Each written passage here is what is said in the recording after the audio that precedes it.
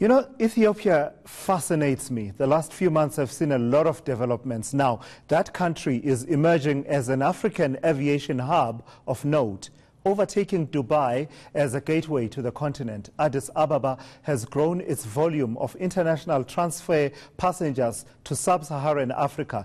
Joining us via Skype is Plain Talking Director Lyndon Burns to unpack this. Lyndon, the Bole International Airport in Addis Ababa doesn't even feature in the top 5 of the busiest airports on the continent, with OR Tambo right at the top. But it seems they actually have the right kind of traffic. They've overtaken Dubai now as the main hub into Africa. How significant is that?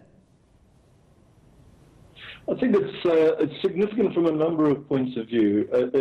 Certainly, it's emblematic of the strategy of Ethiopia, of the government, to have and to align all the different government policies where they intersect with air transport, and to make sure that nothing takes precedence over the development of Ethiopia, its economy, and its position as a trade hub, if you like.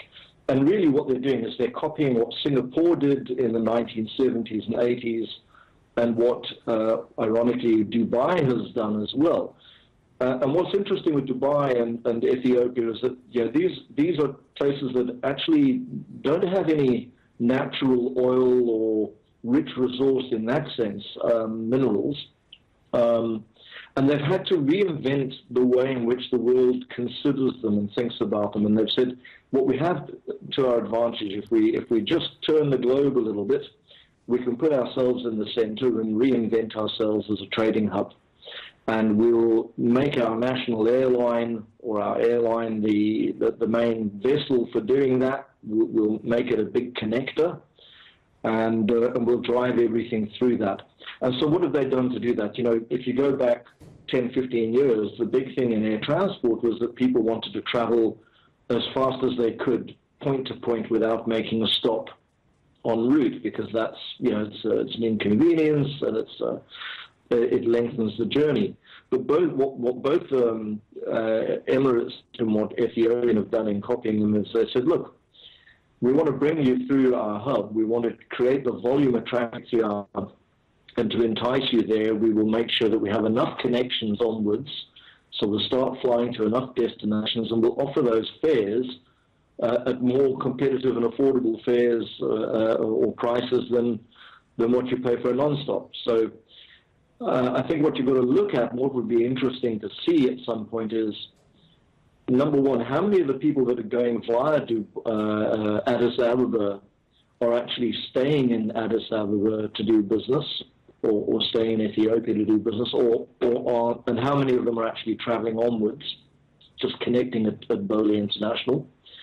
And who are those people? Are they traders? Are they business travelers? How many of them are diplomats and politicians? We know that Addis is obviously the seat of the African Union.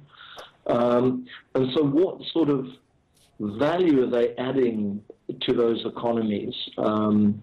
It's one thing having hundreds of thousands of backpackers traveling. Right. Do they necessarily add value to the economy of those places? Yes, they provide volume. They keep the airline going and ticking over nicely. That's fine, and it fills up the seats. But do they actually add value to the economy? The other crucial thing to look at is... Sorry, Lyndon, if I just interject there, is it possible to weigh up in terms of the importance of factors such as geography? Because, I mean, in terms of where Ethiopia is in terms of the globe, I mean, you can hardly get any better in terms of connecting various continents. But also, there's the issue of the efficiency of the airline. Which one do you think stands them more in good stead? Is it merely about the geography where they are located, or is it also the efficiency of the airline itself? And I suppose here it's quite obvious that we are talking in relation and in comparison with our very own SAA. So I think it's a bit of both. I think and I use the term they turn the globe slightly to position Addis as the center of the world. okay, as a place from which you can connect. But hey, the world is round. And okay, they might have good proximity to the Middle East, to North Africa, to West Africa, etc. What's been lacking, I think, in many other parts of the world is a lack of imagination. There is no reason why we, for example, sitting in our part of the world, couldn't turn the globe around and say, well, hang on, what's to stop us becoming a hub, a South-South hub, linking South America, linking Australasia, linking Southeast Asia, for example, with Africa. We may be far from Europe, but we're not as far from all those other places, so we do have other advantage. So sometimes it's a matter of just adjusting your focus and thinking out of the box and saying, well, okay, there are other markets we can go and develop and see what we can do with. It may be wrong, it may be right. It could turn out to be a good surprise. Luanda is interesting at the moment, and they're busy doing that. There's a massive new airport being built just outside Luanda with a lot of Chinese funding.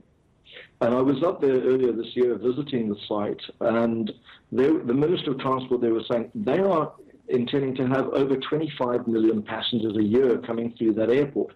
That's 5 times as many as they've currently got through their existing airport. And I said, well, where are you going to get all this traffic from? He says, it's all about positioning Luanda as a great transit point between Latin America, South America, Africa, and Asia, especially China. Wow. So there you've got a country taking some vision and investing heavily in infrastructure to be able to facilitate and develop that trade and that tourism.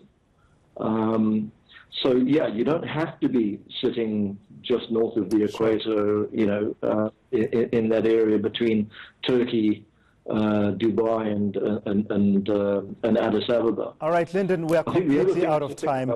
Unfortunately, I would have loved to actually explore a bit more with you, including, of course, the importance of having the right kind of aircraft, fuel efficiencies, etc. But there you have it. The challenge is on SAA. If Ethiopian Airlines and the guys in Addis can do it, hey. And as you heard there from Lyndon, Luanda in Angola also staking a claim to the aviation business in a major way. All right.